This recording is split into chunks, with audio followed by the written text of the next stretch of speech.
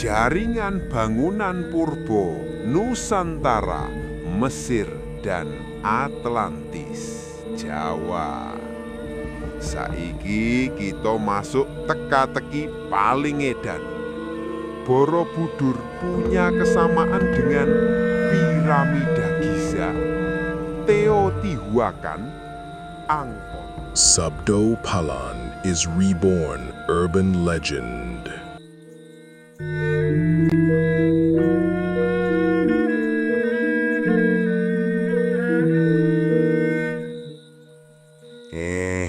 Cahayu, cah bagus, pewaris agung Nuswantara. Aku iki Sabda Palon, wong tuwa sing wis kesel ndelok manusia ribut perkara sejarah. Padahal sejarahe dhewe ora natati. Saka jaman Majapahit nganti jaman HP baterai soak, polahe ya padha wae.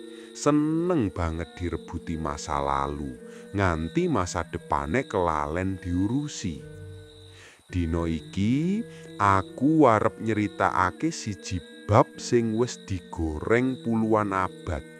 Digoreng maneh karo politik, digoreng maneh karo akademisi, terus saiki digoreng maneh karo konten kreator.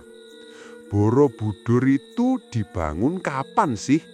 Lan sing luwih penting, bener apa ora Borobudur kuwi pancen anyar versi sejarah resmi, padahal buktine nuduhake jejak lebih tua dari yang diajarkan di sekolah.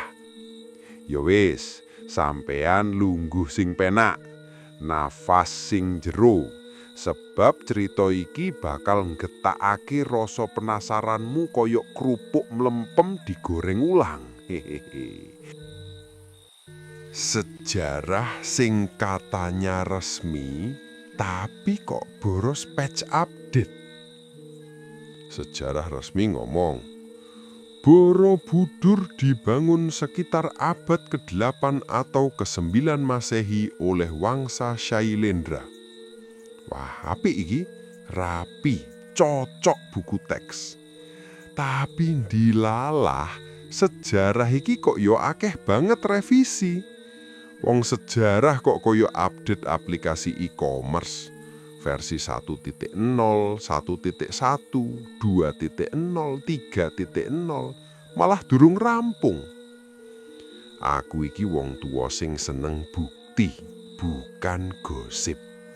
Nah, masalahe kalau kita lihat temuan-temuan arkeologi, geologi, data lapangan, lan pitutur kuno, gambare ora sesederhana buku pelajaran resmi sekarang. Kowe ngerti le, wong Jawa kuno wis duwe budaya epik ratusan bahkan ribuan tahun sebelum Masehi. Serat-serat kuno ngomong soal kota-kota purba, mandala, gunung suci, lan candi-candi yang dibangun bukan cuma untuk ritual, tapi juga sebagai penanda pengetahuan kosmik. Bahkan ono pitutur kuno, sangkan paraning dumadi, bali marang asal, bali marang rasa. Segala sesuatu punya asal-usul, dan semua akan kembali menuju sumber. Nah, nek candi kok tiba-tiba muncul di abad 8, padahal budaya spiritual Jawa wis ribuan tahun. Ya padha karo ngira HP-mu tiba-tiba muncul di tahun 2007, padahal teknologi pendukungnya wis dikembangke puluhan tahun sebelumnya. Jejak geologi, Borobudur bukan dibangun tapi dibangkitkan. Iki sing menarik le. Penelitian geologi modern membuktikan bahwa dasar bangunan Borobudur berdiri di atas endapan material vulkanik yang sangat tua. Bahkan ada lapisan yang menunjukkan perubahan geomorfologi ribuan tahun sebelum Masehi. Artinya apa? Borobudur dibangun ing tanah tua, bukan tanah muda. Lah kok bisa? Karena candi sebesar itu mustahil dibangun sembarangan. Wong omah wae nek dibangun ing tanah ambles tiba-tiba rubuh, apa meneh candi 55.000 meter persegi. Nah, geologi nuduhke menunjukkan platform tanah Borobudur sudah digunakan manusia jauh sebelum Syailendra lahir. Ono sing ngomong, itu cuma kebetulan geologi. Lah kok yo kebetulannya presisi, bentuk bukitnya tegak lurus, drainasenya rapi, lan lapisan tanahnya terasa kayak pondasi yang diratake. Borobudur kuwi ora mung bangunan, tapi rekayasa geoarsitektur. Setara bangunan kota kuno Mesir, Maya, lan Sumeria sing ribuan tahun sebelum Masehi wis ngerti carane ngolah tanah lan batu. Data arkeologi yang dianggap sepele, padahal kunci. Dari beberapa temuan lapangan, ada hal menarik. 1. Batu andesit Borobudur jumlahnya 55.000 meter kubik. Iki bukan angka kecil itu setara triliunan energi kerja. 2. Teknik pemotongan batunya bukan teknik abad 8, malah lebih mirip megalitik yang biasanya ditemukan ribuan tahun sebelum Masehi. 3. Relief-relief tertentu menggambarkan perahu, bintang, dan pola astronomi yang bahkan lebih tua dari kalender tradisional Jawa. 4. Tidak ada catatan tertulis dari Syailendra tentang pembangunan Borobudur. Lah piye? Kerajaan sebesar itu bangun candi paling rumit di Asia Tenggara kok ora ninggalke satu pun prasasti pembangunan. 5. Relief Karma Wibangga ditemukan tertutup struktur tambahan. Iki koyo upgrade, koyo rumah direnovasi. Artine Borobudur iki pernah berubah bentuk. Koyo pitutur kuno, sing katon ora mesti sejatine, sing sejatine ora mesti katon. Borobudur iki koyok wong tuwa sing umure disembunyikan make skincare sejarah. Teologi lan kosmologi Jawa kuno jauh lebih tua dari Syailendra. Iki bagian sing lucu.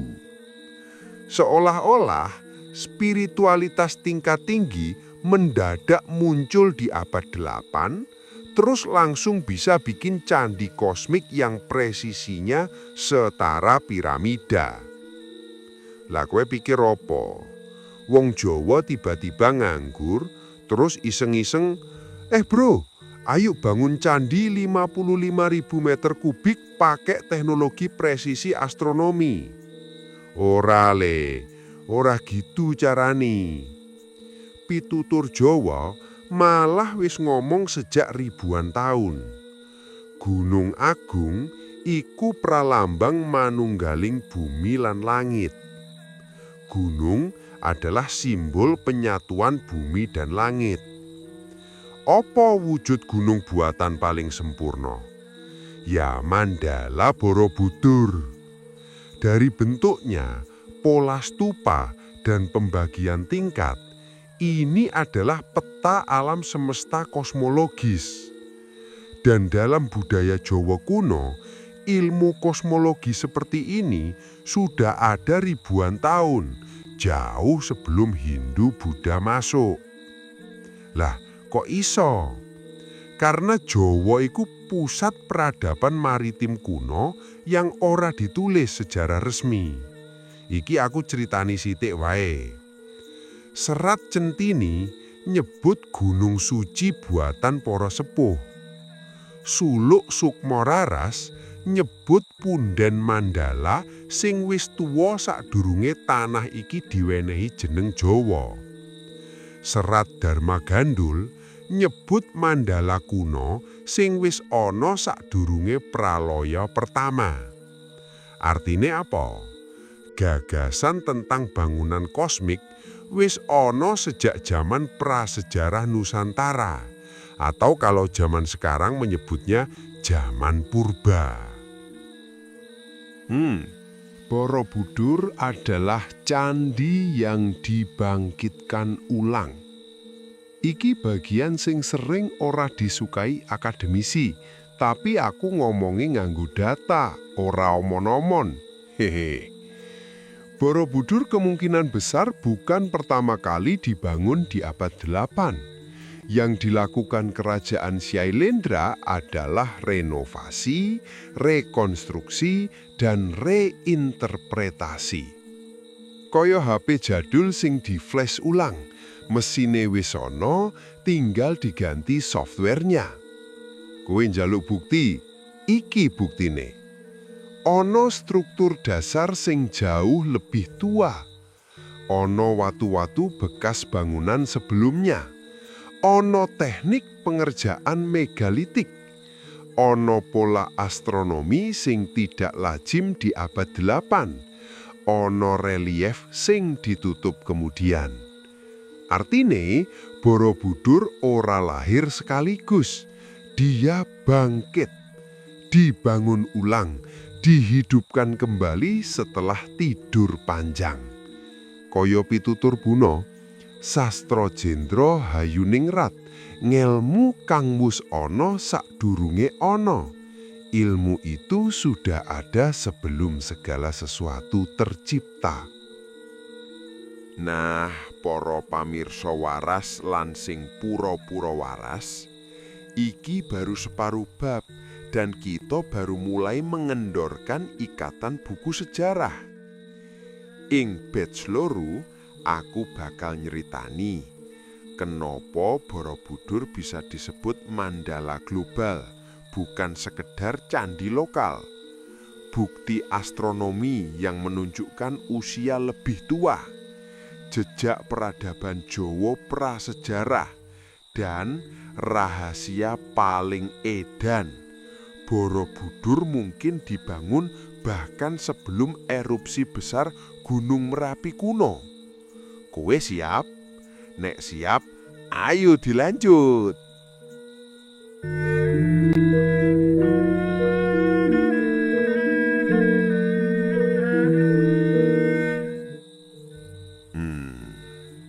Cahayu cah bagus, pewaris agung Nuswantara. Kowe sing isih melayu-melayu nguber kebenaran sejarah, ojo kaget nek aku ngomongi fakta sing luwih jedul daripada jerawat pas lagi stres. Ing batch 1, aku wis buka gerbang pertama. Saiki ayo mlebu luwih jero.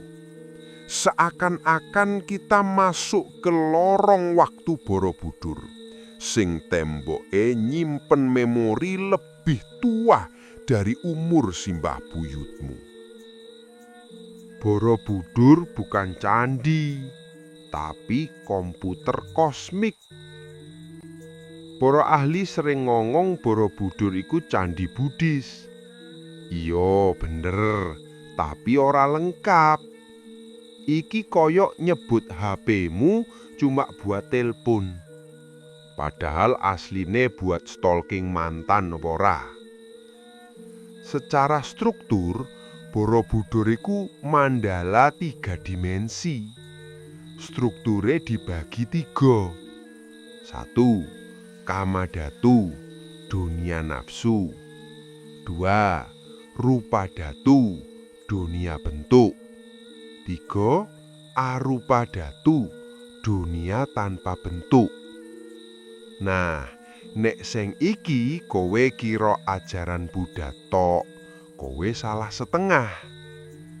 Konsep 3 alam iki wis ana ing Jawa kuno, di serat-serat pra-Hindu Buddha atau Hindu dan Buddha belum ada. Serat Witaradya nulis, jagat telu iku pralombong sangkan paraning dumadi.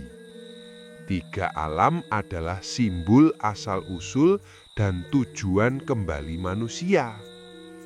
Iki artine pola tiga lapis Borobudur mengadopsi format spiritual lokal Jawa kuno sing wis ana lebih dahulu. Bahkan para astronom modern kaget. Total stupa, total relief, jumlah panel itu presisi, terukur dan selaras dengan pola matematika astronomi. Bangunan Borobudur iki struktur teknologi pengetahuan, semacam superkomputer spiritual. Borobudur menghadap langit bukan sekedar feng shui. Sakjane iki sing jarang dibahas. Orientasi Borobudur presisi dengan titik-titik langit. Arah barat timur Borobudur selaras dengan gerak matahari. Posisinya berada di tengah Gunung Merapi, Merbabu, Sumbing, Sindoro. Ini bukan kebetulan. Ini cosmic alignment, koyok piramida Giza sing selaras dengan Orion. Pertanyaane, kok bisa wong abad 8 ngerti posisi astronomi secanggih ini tanpa teleskop? Jawabane, karena ilmu astronomi Jawa kuno jauh lebih tua. Suluk Wujil nyebut, lintang iku buku wanci, maca kanggo wong sing bisa ngrasakake. Bintang adalah kitab waktu, dibaca oleh mereka yang halus rasa. Ilmu astronomi berbasis rasa lan pengamatan generasi ratusan tahun. Makane pola Borobudur ora mungkin muncul tiba-tiba abad 8. Iki berasal dari tradisi pengamatan langit yang diwariskan sepanjang milenium. Petunjuk geologi Borobudur kuno sebelum Merapi mati lan urip kembali. Nah, iki bagian sing angel dicerno, tapi penting. Gunung Merapi iku gunung paling aktif di Indonesia. Tapi sadurunge aktif, dia pernah mengalami fase dormant alias tidur panjang ribuan tahun. Para ahli vulkanologi nemukake material vulkanik Merapi tuwa sing umure lebih tua dari 10.000 tahun. Dan di bawah Borobudur ada lapisan tanah sing nunjukake bekas aliran lahar tuwa sing sangat tuwa, bukan dari abad 7-8. Artinya apa? Ada dua kemungkinan realitas. Kemungkinan pertama, Borobudur dibangun di atas tanah yang sudah lama stabil sebelum Merapi kembali aktif. Artinya, peradaban sing membangun pondasi awalnya mungkin prasejarah. Kemungkinan kedua, Borobudur awalnya bangunan tua sing terkubur material gunung, lalu digali lagi dan dihidupkan lagi di era Shailendra. Iyo, koyok film Indiana Jones, tapi bedane iki nyoto. Serat babat Tanah Jawi nyebut, ana gunung ambruk nutupi papan suci para sepuh, banjur diungkep ing mangsa anyar. Ada gunung runtuh yang menutupi tempat suci leluhur, lalu dibuka kembali di masa baru. Persis koyok Borobudur sing diketemuake tertimbun tanah. Tapi pertanyaane, ketutupan tanah kok bisa serapet lan serapi itu? Kayak diratakan bukan tertimbun alami. Iki jadi bukti tambahan sing sangat kuat. Borobudur bisa jadi bukan baru dibangun, tapi dibangkitkan ulang. Jejak peradaban megalitik, saksi bahwa Borobudur lebih tua dari dogma sejarah. Nusantara punya jejak megalitik terbesar dunia. Dolmen, punden berundak, batu menhir, altar astronomi. Lan kowe ngerti, punden berundak iku leluhur dari candi-candi Asia Tenggara.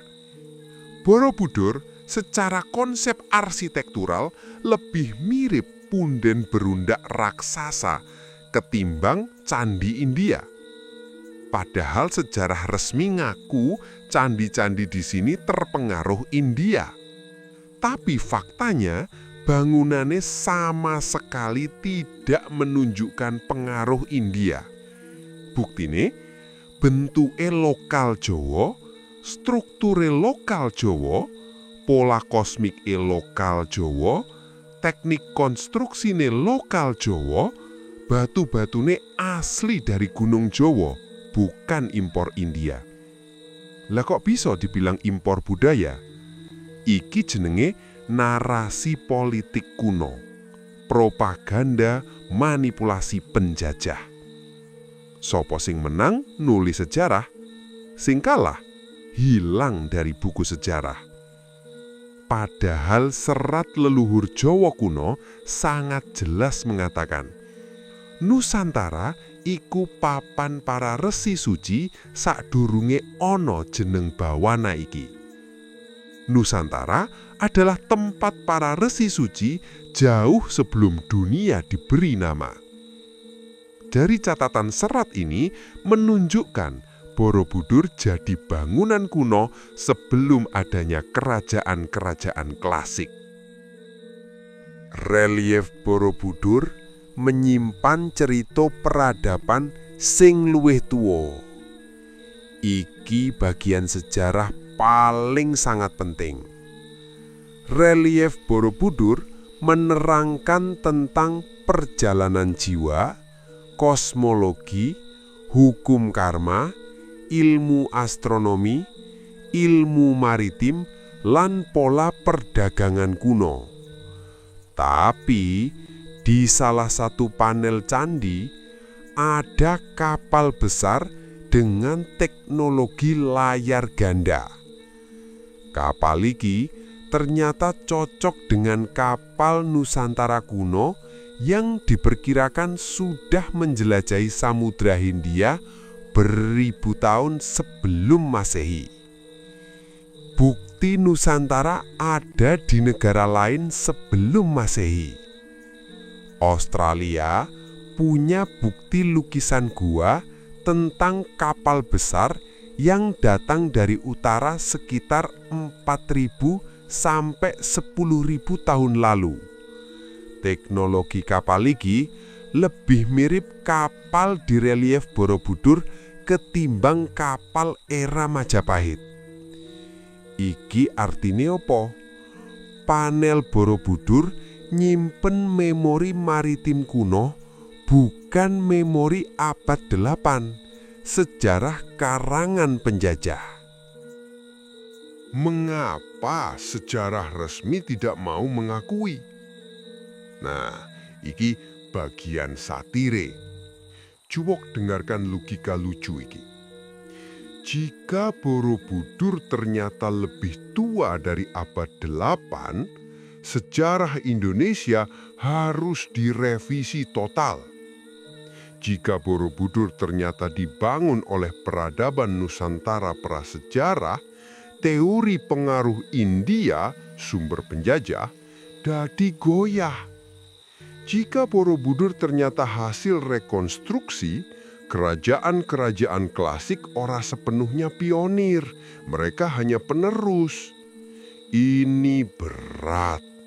Bukan masalah data, tapi masalah gengsi. Koyok wong sing ora mau ngaku salah, meski buktine numput. Sabda palon mung iso ngelus dodo lan Heh, cah ayu, cah bagus, pewaris agung Nusantara. Saiki kue ngerti, Borobudur iku puncak gunung es pengetahuan Nusantara sing umure mungkin jauh lebih tuwa tinimbang sing diwulang nang sekolahan saiki. Ing batch 3, aku bakal nyeritake bab sing luwih njedul. Mengapa pola Borobudur mirip peta rasi bintang?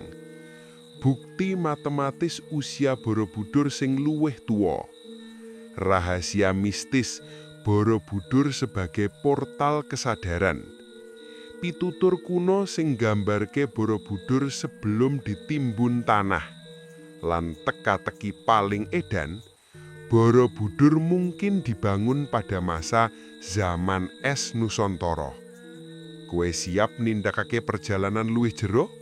Yen siap, monggo.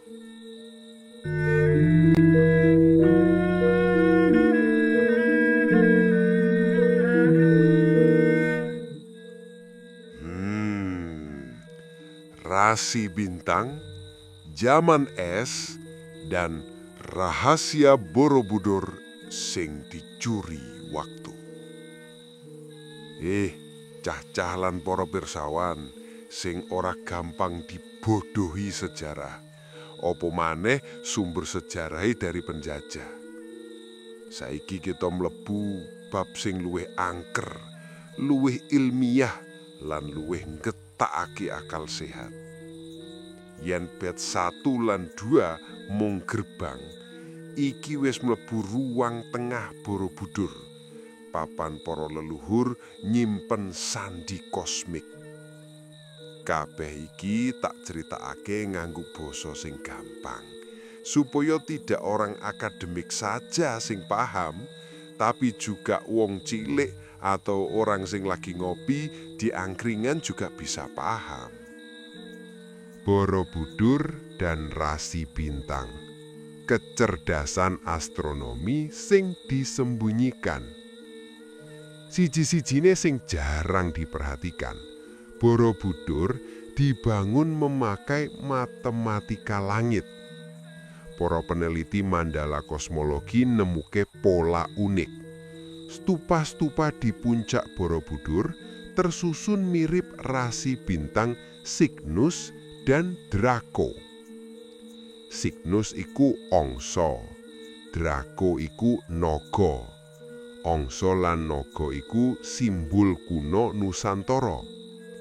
Ing serat Purwaning Jagat disebut, gamana sang Hamsa lan sang naga iku lambang gesang lan pati, kawruh lan pepadang. Gerak angsa dan naga adalah lambang hidup dan mati, pengetahuan dan pencerahan. Iki menarik, karena di peradaban tua, Sumeria, Mesir, Maya, rasi Cygnus dan Draco digunakake untuk menandai awal zaman baru dan siklus kosmik 26.000 tahun. Nah, kok Borobudur yang katanya dari abad 8 tahu pola rasi ini? Padahal teleskop belum lahir, GPS belum ada, Google Maps menyang dunia wae belum diinstal. Hehehe. Iki artine bangsa Jawa punya ilmu astronomi turun-temurun yang jauh lebih tua dari yang diakui secara resmi. Borobudur dan zaman es, kecerdasan peradaban prasejarah. Sakdurunge melu gosip karo ilmuwan modern, tak ceritani sing angel diterima tapi penting. Kata para ahli geologi, sekitar 12.000 tahun lalu, Jawa ngalami perubahan drastis setelah zaman es meleleh. Daratan sing saiki ketutup segara kidul, dulu kemungkinan tempat pemukiman besar. Dan pola geografis Borobudur terletak di lintasan matahari paling stabil, yang cuma bisa dirumuskan jika perubahan kemiringan bumi sedang dalam fase tertentu.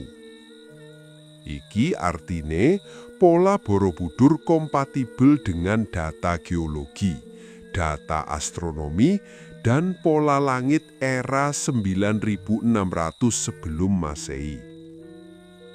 Lah, kok iso? Masa apakah masyarakat abad 8 ngerti pola langit zaman es? Iki logikane cuma dua. Satu, Borobudur mengikuti ilmu dari peradaban sebelum zaman es. Atau Borobudur itu sendiri berasal dari blueprint kuno peradaban zaman es Nusantara, lalu direstorasi ulang oleh dinasti Shailendra. Kayak file RAR peradaban kuno yang diekstrak ulang. Makane relief-reliefnya ora sembarangan. Serat kadang mengatakan dengan teliti, kawruh iku ora tiba saka langit, nanging muncul saka wewarah para purwaning wong. Pengetahuan tidak turun dari langit, tetapi berasal dari ajaran para leluhur purba. Kesesuaian matematika arsitektur sing terlalu maju untuk abad 8. Ayo, tak kandhani data sing jedul, data akurat. 1. Rasio 4:6:9 Borobudur. Struktur Borobudur ngikuti rasio matematis sing mirip bangunan kuno global, seperti piramida Giza, Stonehenge, dan observatorium kuno Nabta Playa. Padahal bangsa Shailendra tidak punya hubungan langsung dengan Mesir atau Afrika kuno. Iki bukan kebetulan. Ini konsensus kosmologi global peradaban purba. Yang kedua, 72 stupa di Arupadatu. Angka 72 iku angka kosmik. 1 derajat presesi bumi sama dengan 72 tahun. Presesi bumi iku siklus 26.000 tahunan. Bangsa abad 8 ngerti konsep presesi bumi sepresisi itu. Yalah, yo ngimpi tole. Padahal ilmuwan barat baru nemu konsep presesi bumi zaman Yunani. Jawa Nusantara wis ngerti ribuan tahun sebelumnya. Ketiga, relief 1460 panel pola kalender kosmik. Jumlah panel Borobudur sama dengan 365 hari kali 4 fase. Materi, pikiran, jiwa, ketuhanan. Iki kecerdasan matematis spiritual. Bangunan ini kalkulator kosmik. Kok iso? Yo jelas, karena pembuat awalnya bukan orang biasa, tapi leluhur sing sudah mempunyai IQ kecerdasan ilahi. Catatan mistis Borobudur sebagai portal kesadaran. Iki bagian sing sering dianggap mistis, tapi sebenarnya ilmiah jika dibedah. Borobudur bukan sekedar tempat doa. Ia adalah alat meditasi raksasa yang dibangun sesuai geometri fraktal kosmos. Struktur spiral ke atas menggambarkan perjalanan kesadaran manusia. Puncake, stupa terbesar, bukan sekedar tempat kosong. Dulu dianggap ruang hampa. Tapi ruang hampa itu bukan makna kosong. Kayak nol dalam matematika. Kosong tapi sumber semua angka. Serat Wedatama menulis, Suwung iku sumbering kebak.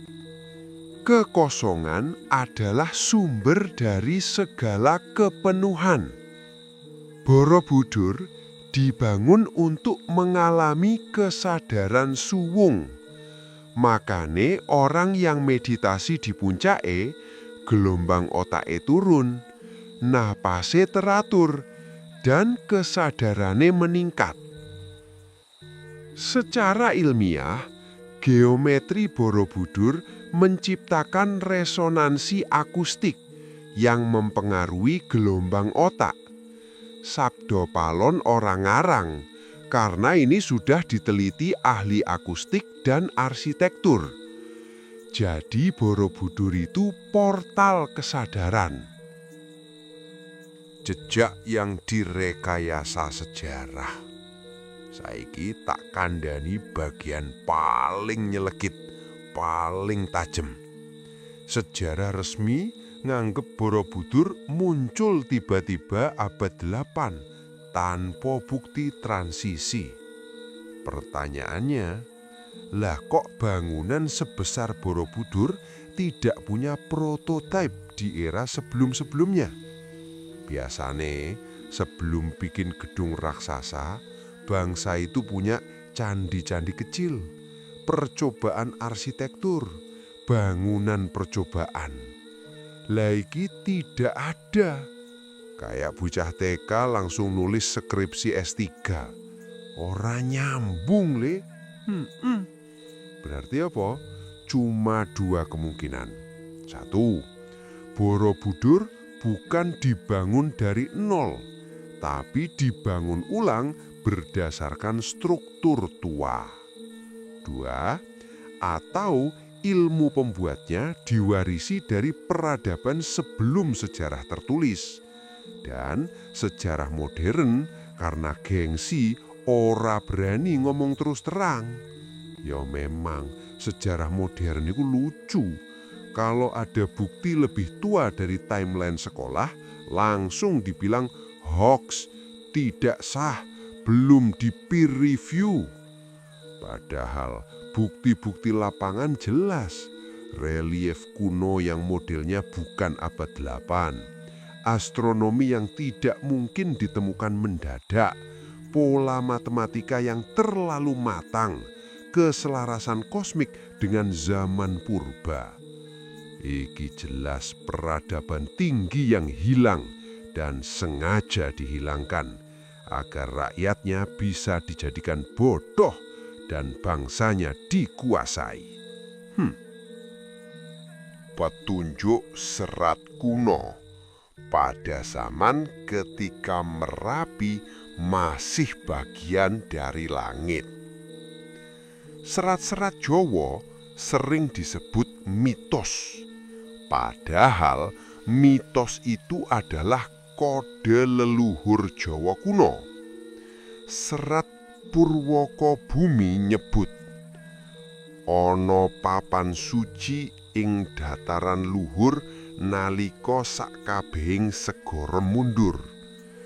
Ada tempat suci di dataran tinggi ketika seluruh laut surut. Ini sesuai data zaman es ketika garis pantai Jawa mundur jauh. Borobudur berdiri di dataran tinggi. Apakah kebetulan? Kebetulan mung kakean le. Serat Sultuk Sukmo Sejati nulis, gumanti lindune, bali gununge, suci dadi wujud anyar. Artine setelah guncangan besar, gunung kembali dan tempat suci muncul lagi. Piye? Nah, cah ayu, cah bagus, pewaris agung Nuswantara. Saiki kowe wis nganti ing jantung rahasia Borobudur. Selaras bintang, selaras zaman es, punya matematika kosmik, punya teknologi resonansi, punya jejak peradaban sebelum sejarah. Di batch 4, aku bakal nyeritakake bab sing paling tidak mau dibahas para akademisi, yaiku bukti simbol bahwa Borobudur bukan candi, tapi alat transformasi kesadaran. Jejak guru besar Purbo yang membangun Borobudur, bukti arkeologi yang disembunyikan masyarakat, lan teka-teki paling edan. Yen Borobudur mungkin bagian dari jaringan bangunan Purbo yang menghubungkan Nuswantara, Mesir, lan Atlantis Jawa. Yen wis siap ngrasakake sing luwih peteng lan luwih terang, monggo ta lanjutake.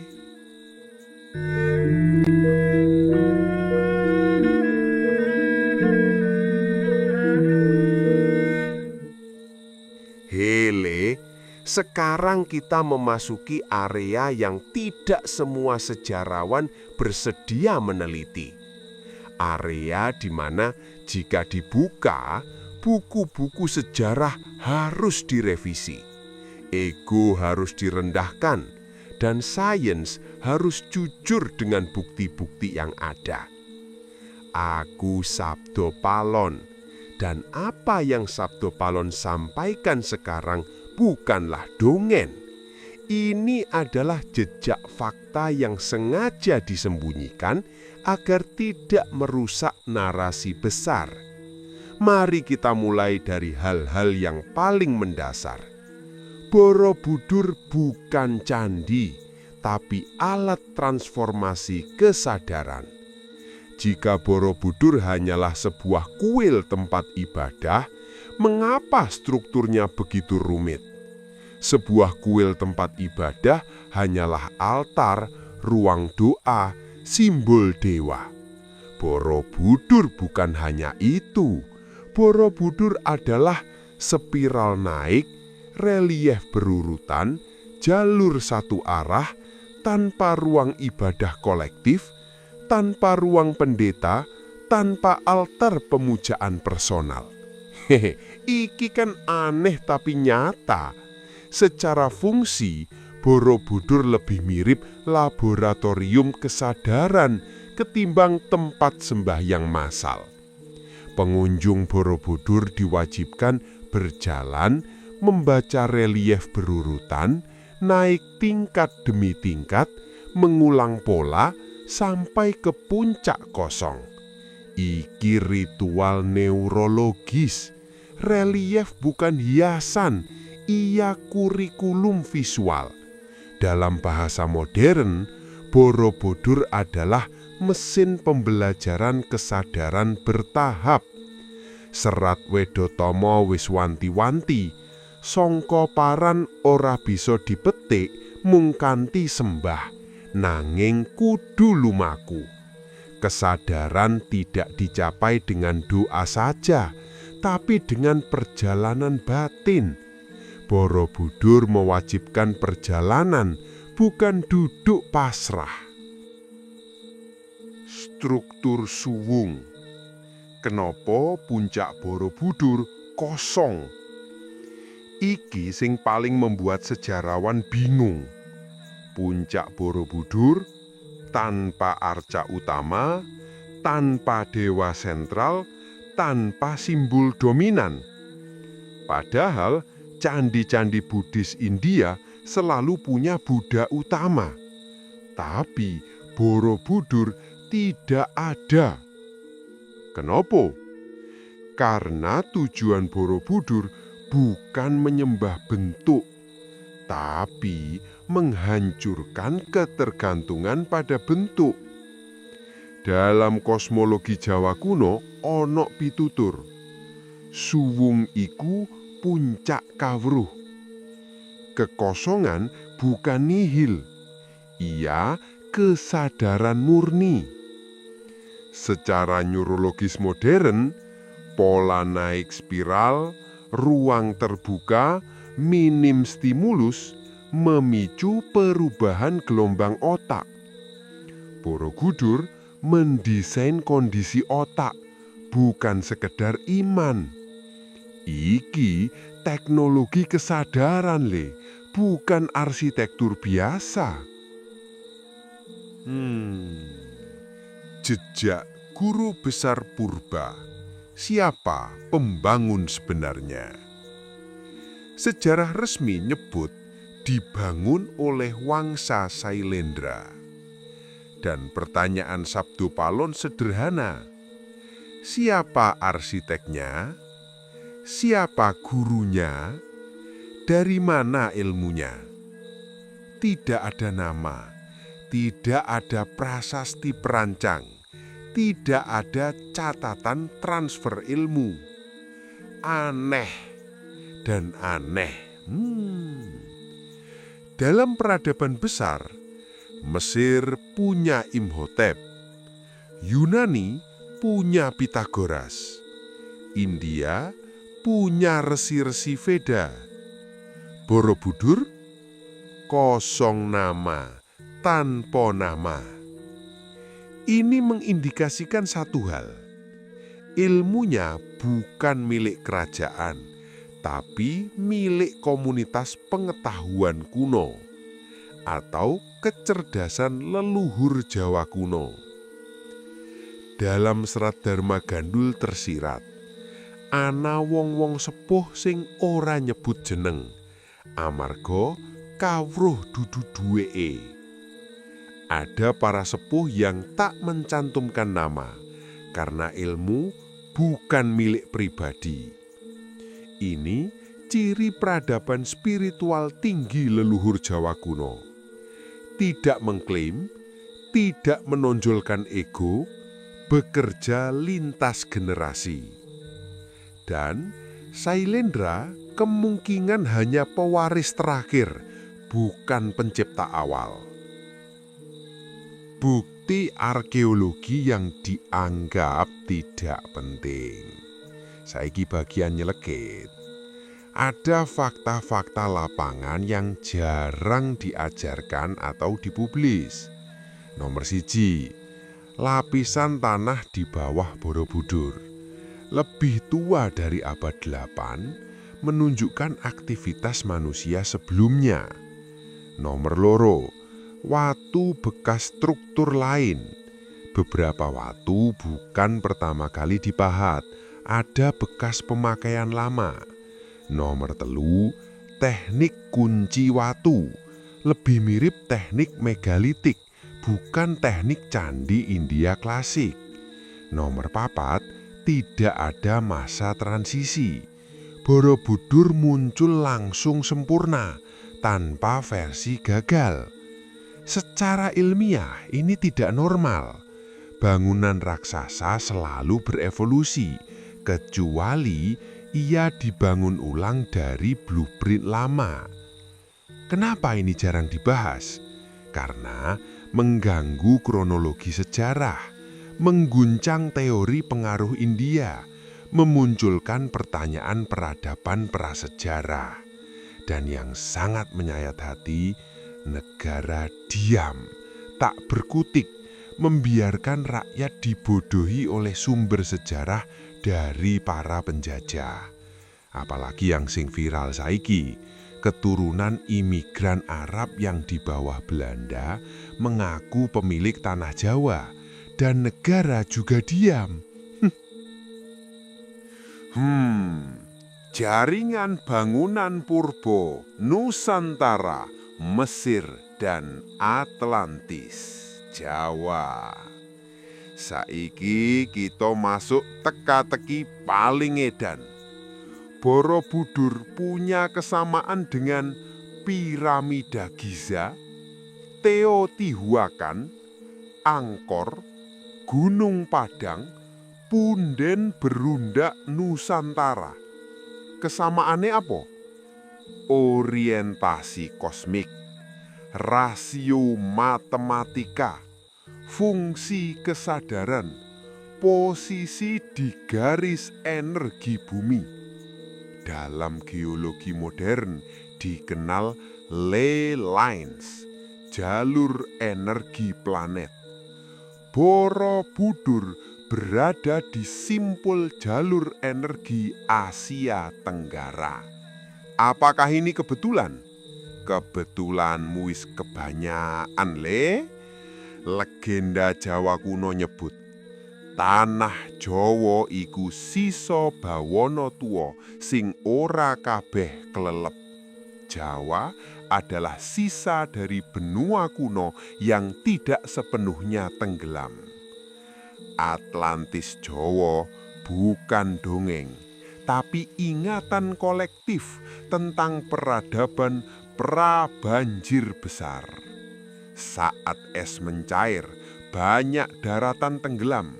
Yang tersisa dataran tinggi.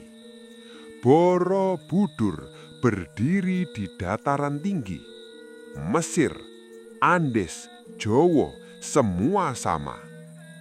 Bangunan kesadaran dibangun di titik stabil bumi, diwariskan lintas zaman. Ini jaringan global peradaban purba, bukan kebetulan budaya, bukan budaya impor kata penjajah, tapi asli kecerdasan leluhur Jawa kuno, leluhur Nusantara.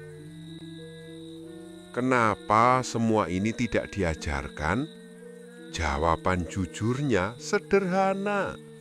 Karena manusia modern tak siap menerima bahwa leluhurnya lebih cerdas. Karena sejarah modern dibangun atas asumsi dan fitnah keji buat leluhur Nusantara adalah yang tua itu primitif, leluhur Jawa itu primitif, penyembah pohon. Padahal Borobudur itu bukti nyata kecanggihan dan kecerdasan leluhur Jawa kuno.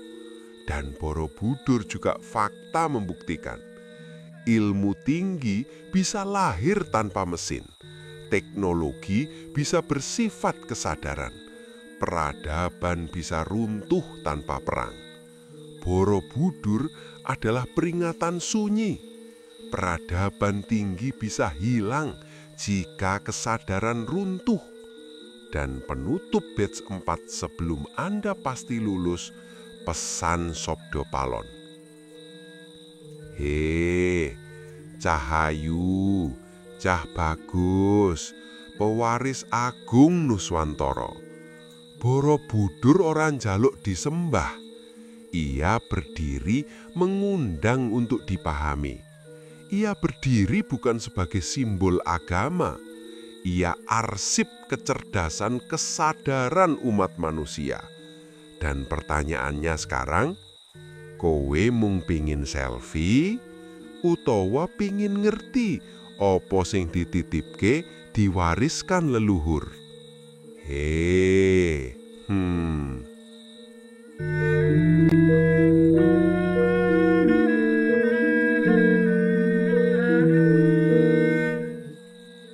Pesan terakhir Borobudur untuk manusia yang terlalu percaya diri.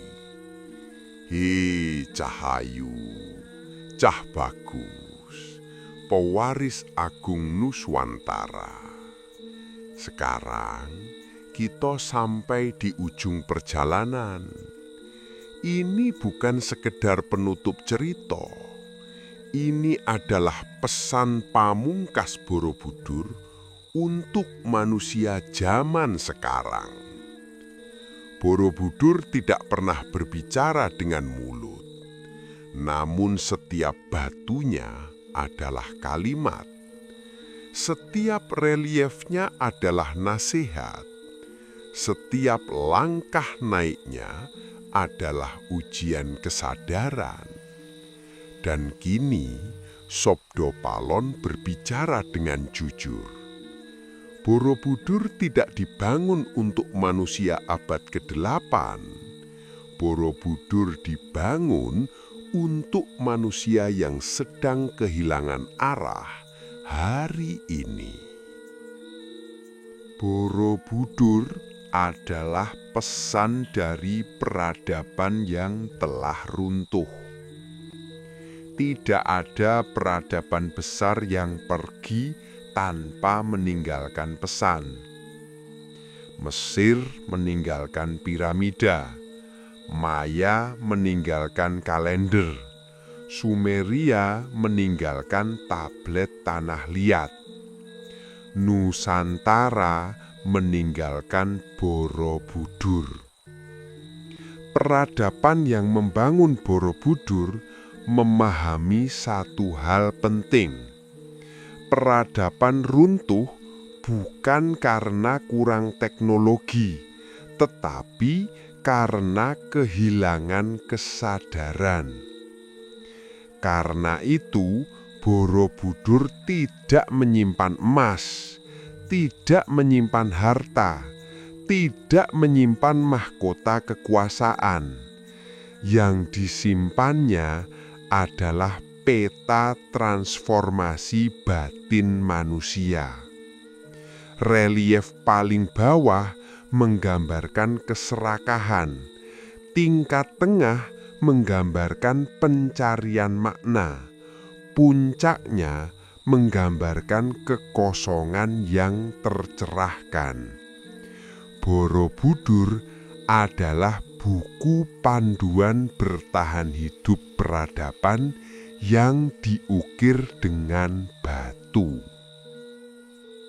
Manusia modern mengulangi kesalahan yang sama. Sekarang jujurlah pada diri sendiri. Manusia modern itu cerdas, cepat, penuh teknologi, tetapi juga rakus, gelisah, kehilangan arah. Teknologi berkembang pesat, kesadaran justru mundur. Borobudur sudah memberi peringatan sejak ribuan tahun lalu. Yen kowe mung munggah fisik, ora munggah batin, peradabanmu bakal kepleset. Atau jika Anda hanya maju secara fisik, bukan mental batin, peradaban Anda akan runtuh. Hari ini tanda-tandanya nyata. Alam rusak, manusia cemas, konflik ego di mana-mana, krisis makna hidup. Ini adalah fase runtuh yang halus, tidak meledak, tidak dramatis, tapi perlahan dan pasti. Mengapa Borobudur dipanggil kembali di zaman ini?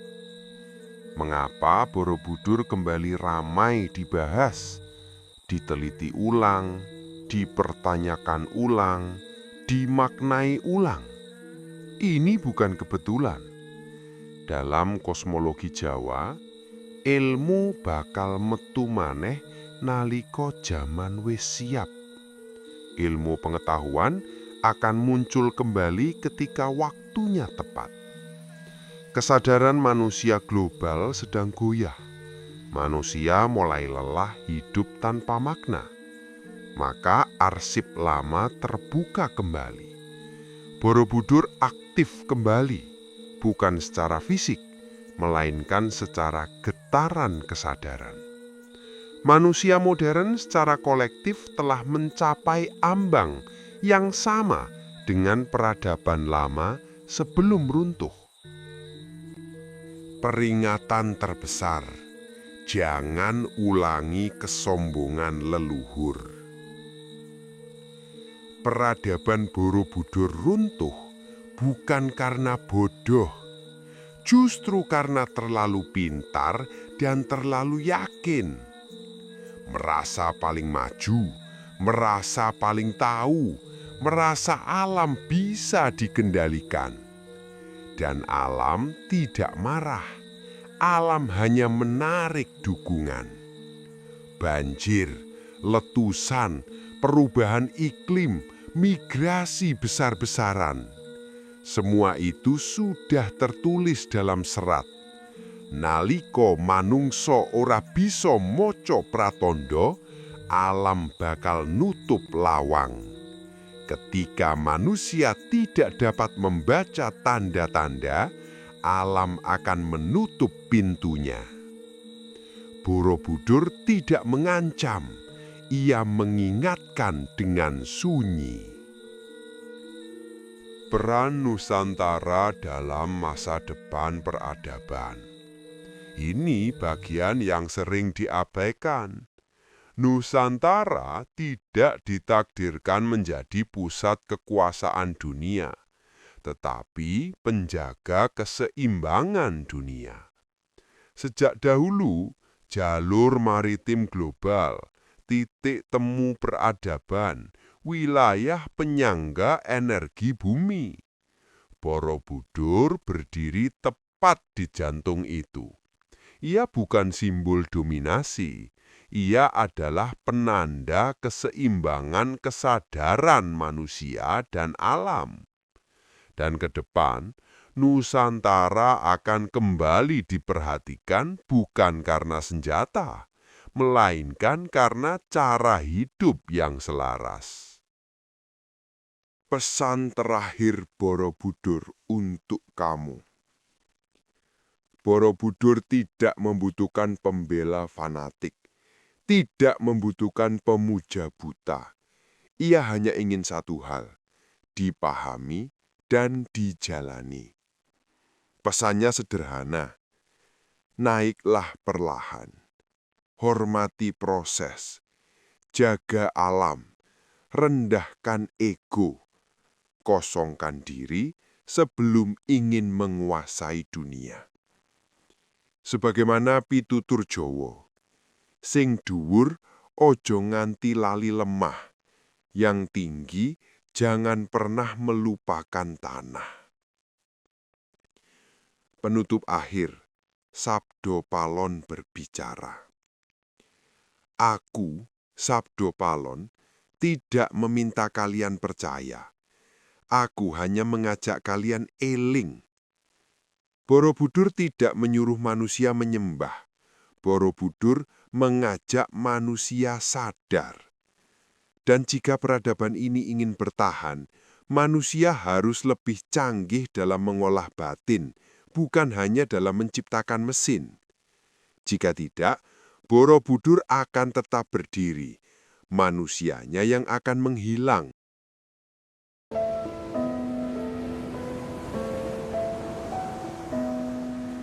Sopo sejatining ingsun, sejatining ingsun mung kalih kangkung, suwung ngawung-ngawung, suwung ngawung-ngawung, ora ana sing ana tutu. Zat sira zat ingsun, zat sira zat ingsun, ingsun ya sira, sira ya ingsun.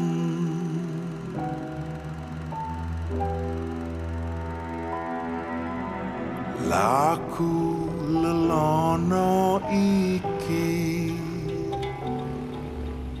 tanpa amu lan tanpa drengki, ngleremke angkara, ngleremke murka, netepi rasa, rasa kang jati. Suwung ngawung-ngawung, suwung ngawung-ngawung, ora ono sing ana dudu.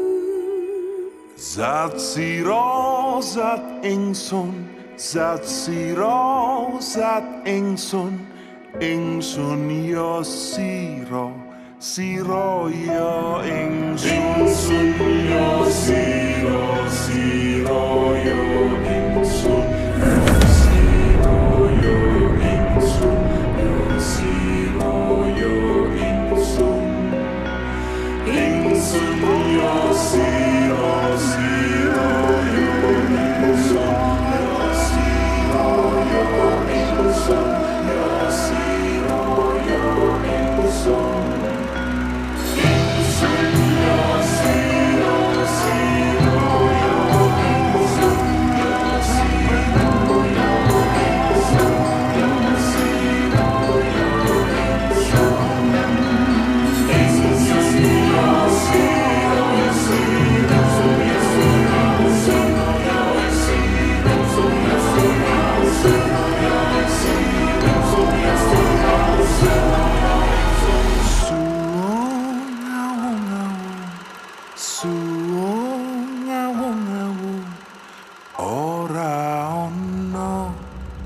sing ana dudu zat sira zat ingsun zat sira zat ingsun yo